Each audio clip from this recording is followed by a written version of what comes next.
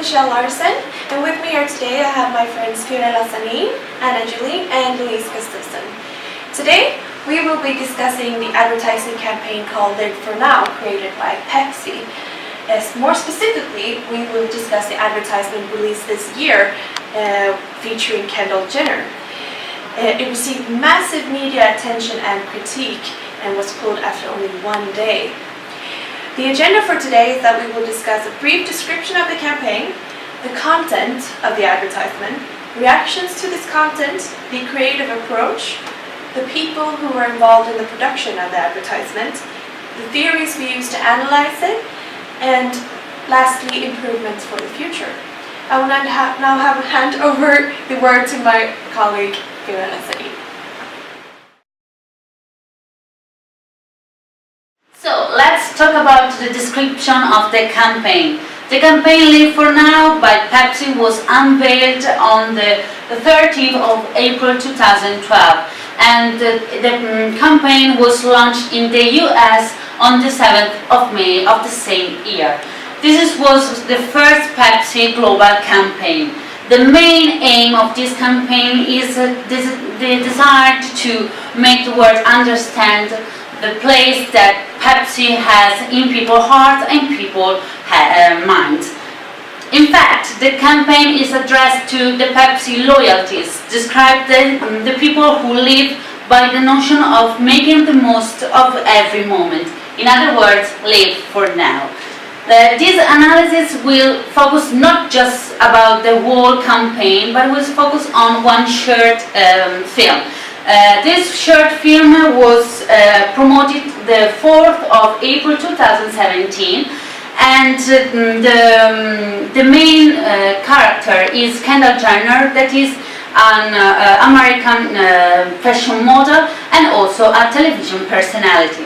The particular aspect of this campaign is that the company pulled it after just one day. The reason why to do that is that because of the huge amount of critics that appeared just one day after the advertisement were promoted.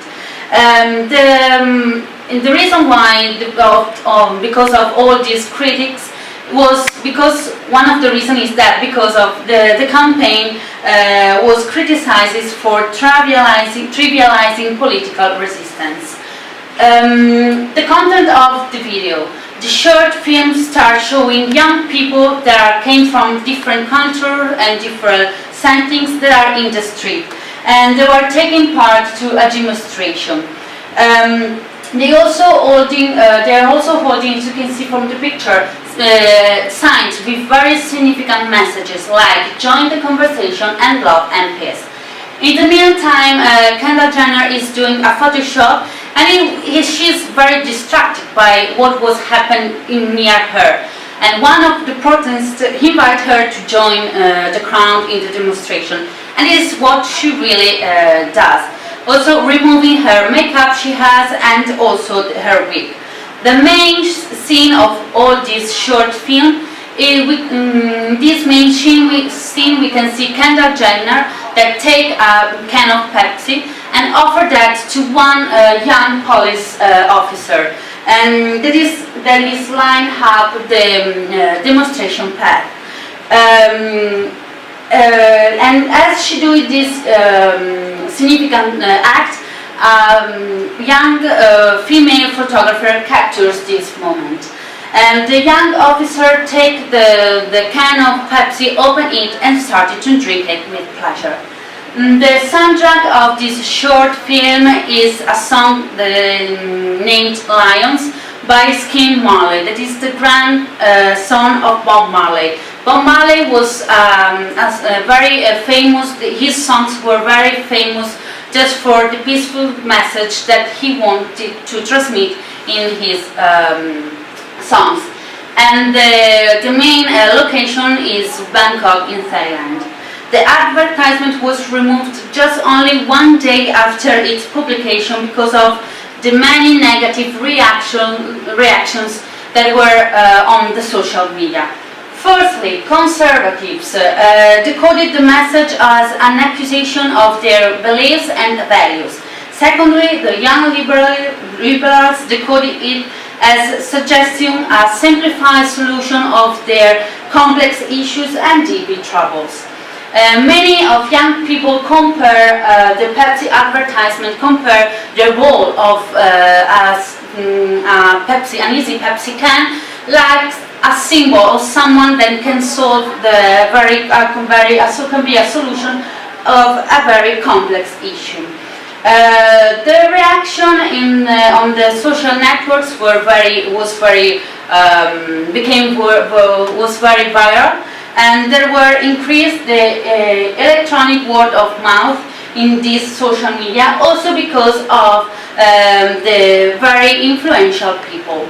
As you can see from the slide, also the daughter of Martin Luther King criticized the Pepsi advertising, writing Twitter, if only Daddy would have known about the power of Pepsi. That was just to criticize the advertisement. According to Brand Watch, that was a social media analysis company, statistics of Pepsi day over day and their social mention increased by a massive of 21,675% from the 3rd of May to the 5th of May. And also the negative index of the brand increased dramatically from the 23% on 3rd of March to 58.6% on 5th of April. This is lots of negative thoughts, but also a survey from the morning consultant Brand Intelligence demonstrated that it's true. There were lots of negative critics, but there are also not so negative as the social media would like to demonstrate.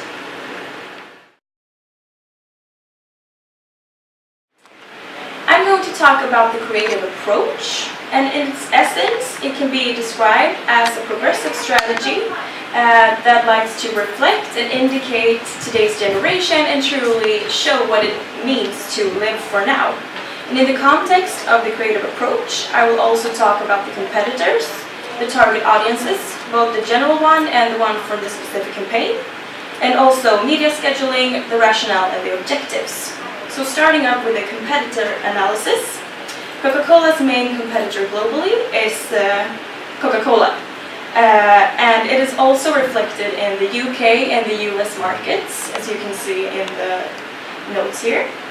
But it's worth mentioning that Pepsi in the recent years has made a strong performance in their launching with the Pepsi Max, so they're actually competing a lot more now with Coca-Cola. And when it comes to target audiences, they use something that is called segment positioning, which means that it targets more than one customer segment at a time with different products. And it's also characterized as males and females at the age of 15 to 45-year-olds with various occupations such as students, employees, professionals, and their personalities are described as easygoing, determined, and ambitious, with lifestyles such as aspirers, succeeders, and explorers. And when it comes to the target audience for this specific campaign, the focus is on millennials, which live by the notion of making the most of every moment, which is also defined as the Pepsi loyalists. And they can be further characterized as the age of 16 to 35, they're ambitious, they have big goals, and they value friendship and hard work. And when it comes to media scheduling, the choice of media was YouTube, and it was also planned to be launched on TV and other digital platforms. But since mentioned earlier, it was removed after just one day, so it only made it to YouTube. And the rationale behind the approach can be described as a global positioning strategy that connects fans from all over the world, aiming to create opportunities for new valuable partnerships, as this one with Kendall Jenner. To conclude, I would like to mention the main objectives, and they are to make a global ad that reflects people from different walks of life coming together in a spirit of harmony, and also capturing the spirit of the actions of those people that jump into every moment. So, thank you, Anna, for that. Now I'm going to talk about the people who were involved in the creation of this campaign. First of all, Pepsi used their own in-house agency called Creators League Studios. They created this agency because they thought it would reduce time and cost, which may be true. However, the critique said that because they only used their in-house agency, there was a lack of outside perspective, which could have helped to avoid this whole disastrous advertisement. It is very important to not only surround yourself with people who only live and breathe your brand, because that makes you so much more prone to misunderstandings, and that maybe an outside agency could have provided a more balanced approach. Secondly, Pepsi also chose to cooperate with the big TV personality and famous fashion model Kendall Jenner. She is understandably a very good choice, given that she is a very big influencer with Pepsi's target group for this advertisement, which was young people and millennials. She's not only a millennial herself, but she has 82 million followers on Instagram, and the majority of those are all millennials. However, critiques said that she was put in a political context where she did not belong, given that she has never spoken out publicly on social injustices and politics herself. Another critique was that she is a white, famous and wealthy woman and not at all representative for the problem at hand, which was the Black Lives Matter campaign, being that black people were assaulted by white police. Next, I will talk about the theories that we used in this analysis. The first one being a very famous one and basic one in communications overall, which is the communication process model. The communication process model is about a message being sent from the sender to a receiver. The sender, the source being Pepsi, encodes a message that they want the receiver to see. And they transmit this through a medium of transmission. It could be TV, radio, you name it. The receiver then decodes this message. It could be different from the way it was encoded. Anyway, they send feedback back to the source, telling them how they experienced this message. In addition to this, there is noise that can disrupt in the decoding process. The noise could be anything from literal noise such as traffic, but it could also be noise in form of personal values and beliefs within the receiver. The next theory that we used is a rhetorical one, based on the fact that communication always has an intention of persuading or convincing a receiver of a message. This is based on argument or appeal types called ethos, pathos, and logos. Ethos is about source credibility and trust. Pathos is about the emotions and feelings that can be conveyed within a communication message towards the receiver. And logos are rational, informational, and logical arguments that can be presented within, for an example, an advertisement. I will now hand over the word to Louise, who will tell you how we applied these theories.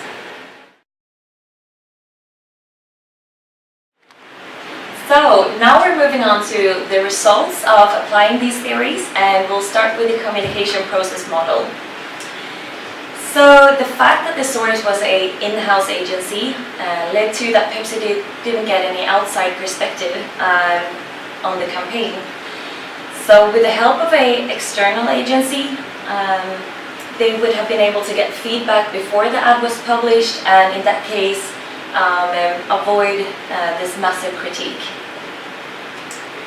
Pepsi didn't succeed at encoding the message, and that was about unity, peace, excitement and youth, which led to that conservatives decoded the message as indictment of their beliefs and values, and liberals decoded the message as a simplified solution to a much more complex issue. And Pepsi didn't consider the impact of social media, which was the transmission of media, and they didn't realize what kind of feedback this would generate. And also Pepsi didn't consider additional noise. For instance, the Black Lives Matter movement and other political things going on in the society. So the other theory that was used is the theory of rhetoric, and I'll talk about that now. So first we have ethos, and Pepsi is a big company within the soft drink business and is well known all over the world, which gives them ethos. However, after the advertisement, probably the source credibility actually was reduced.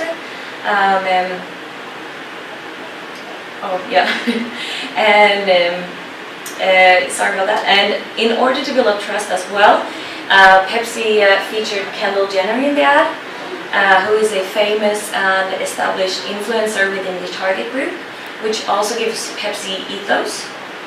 Although it seems like she couldn't contribute with the right kind of ethos in this context, referring to the massive critique that she got after the ad. And then there is pathos, and Pepsi used different symbols and framings in the ad in order to appeal to emotions with the viewer. And in this case, Pepsi is trying to make the viewer connect with their brand with certain emotions. And this can be seen during the whole advertisement. And in the beginning of the commercial, people are featured alone, often in dark rooms, in gloomy settings and so on, which indicates that Pepsi tried to refer to feelings like frustration and hopelessness. This then changes when Kendall Jenner comes in and joins the crowd, opens a bottle of Pepsi, and the crowd turns into a cheering group of people, and the feelings are now hope and love. And lastly, we have logos. And logos isn't a large part of the advertisement, and this is since they don't present any facts or figures or typical logical reasons. So, leaving the theory part, we're moving on to the last part of the presentation, which is improvements for the future. So this is what the group have been discussing, and first of all, it's the application of the communication process model. Also analyze the target audience of the campaign in more depth. Use a more appropriate approach, meaning that if they wanted to convey a political message, they could have been going more all in on the politics, like choose to feature a more political feature rather than Kendall Jenner. And lastly, also consider what was going on in the society, going back to this Black Lives Matter movement, that it was a bad time to release a campaign like this. So, with that being said, we have come to an end with this presentation, and please see the PowerPoint slides with more information and details about our work, and hope you enjoyed it, and thank you very much.